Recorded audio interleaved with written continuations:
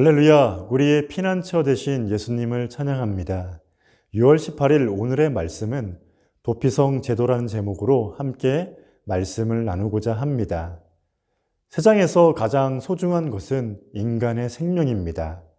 천하보다 귀한 것이 사람의 생명이고 목숨입니다. 생명이 없다고 한다면 천하의 그 어떤 것을 소유했다 하더라도 다 소용이 없습니다. 그리고 자신의 생명도 소중하지만 타인의 생명 또한 소중합니다. 왜 그렇습니까?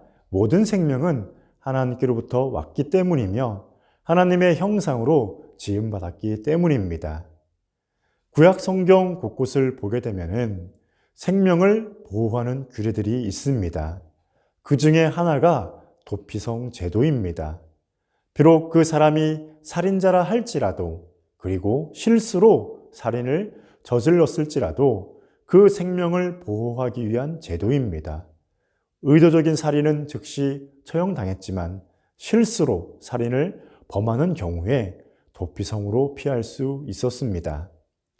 예를 들면 벌목을 하다가 실수로 도끼날이 자루에서 빠져서 이웃을 때려 죽게 한 경우입니다. 이처럼 고의가 아니라 부지 중에 살인을 하게 된 경우 그 사람은 도피성으로 피할 수 있었습니다. 그런데 이와 같이 부지 중에 살인한 자를 도피성으로 피신하게 한 목적이 있었습니다. 그것은 바로 피해 복수를 막기 위함입니다. 피해 복수라 함은 살인으로 죽은 자를 위해서 피해자의 가족이나 친족들이 대신 복수를 하는 것을 말합니다. 그러다 보니 복수는 또 다른 피를 불러오곤 했습니다. 따라서 도피성 제도는 또 다른 피를 불러오는 것을 막기 위한 방편이자 무고한 희생을 막는 생명을 소중히 여기는 제도였던 겁니다. 따라서 우리는 도피성 제도를 통해서 배우게 되는 영적 교훈이 있습니다. 첫째, 도피성은 예수님을 예표합니다.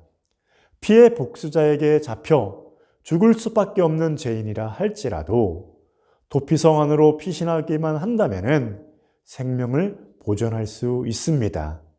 이것은 원죄와 자범죄로 말미암아 영벌에 처해질 수밖에 없던 인간이 예수님께로 나아가기만 한다면 용서와 구원을 받을 수 있다는 진리입니다. 두 번째입니다. 도피성은 약속의 땅인 가나안 땅에만 설치된 것이 아니라 요단 동편에도 성읍을 구별해서 건설을 했습니다.